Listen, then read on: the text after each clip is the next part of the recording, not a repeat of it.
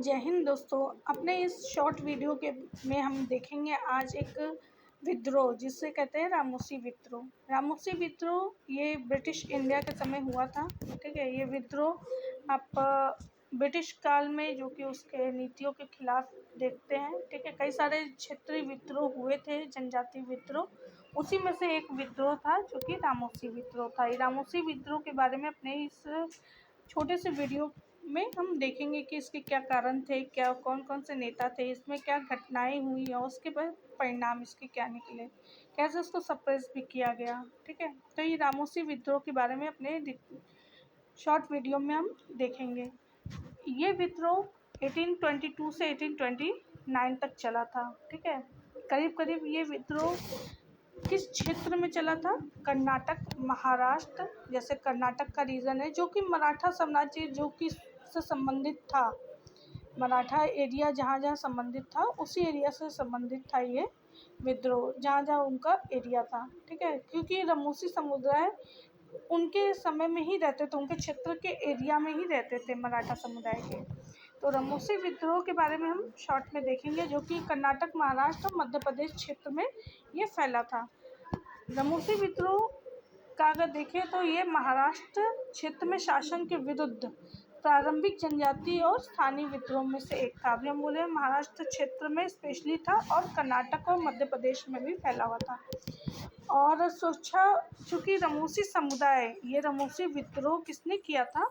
रामोसी समुदाय जो कि मराठा शासन, जो कि उस समय महाराष्ट्र के एरिया में, पुणे के एरिया में मराठा शासन था, उस समुदाय ने, मतलब वो समुदाय जो रामोसी समुदाय था, उसने मराठा शासन के दौरान किलों की सुरक्षा करना, पुलिस चौकीदारी, ये सब कार्य किया करते थे। रामोसी समुदाय के लोग मराठा शासन के दौरान ये सब कार्य किया करते थे, किलों की सुरक्षा करना, पुलिस या चौकीदारी से संबंधित वर्क करते थे।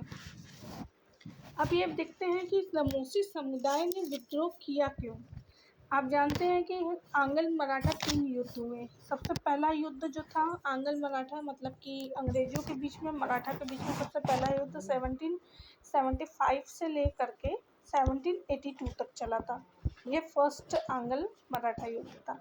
सेकंड आप देखेंगे तो 1803 से 1805 तक ये चला था, सेकंड आंग्ल मराठा युद्ध। फर्स्ट में तो मराठा की जीत होती है, सेकंड में जो भी मतलब होता है। थर्ड में अगर देखा जाए तो थर्ड में कहीं ना कहीं मराठाओं की हार होती है 1816 से लेकर के 1819 के बीच में ये युद्ध होता है। ठीक है, अब इसके बाद मराठा साम्राज्य जैसे बात है ब्रिटिश के कंट्रोल में आता है, इनको पेशन भोगी बना दिया जाता है, ये सब चीज़ें रहती हैं।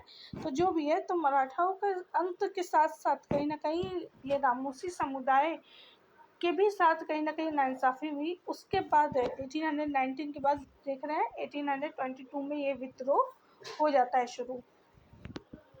अब आते हैं कि जो आंग्ल मराठा वॉर था, इसका इम्पैक्ट इस विद्रोह से जुड़ा हुआ है। ठीक है, विद्रोह के कई सारे कारण थे, क्योंकि ब्रिटिशर्स, आप जानते हैं कि 1818 में मराठा साम्राज्य के पतन के बाद पारंपरिक नौकरियों की समाप्ति कर दी, क्योंकि इनकी ये काम करते थे मराठा साम्राज्य के अंतर्गत शासन में, जैसे हो गया सुरक्षा, पुलिस चौकीदारी, ये सब का मतलब कि डिफेंस संबंधित वर्क करते थे।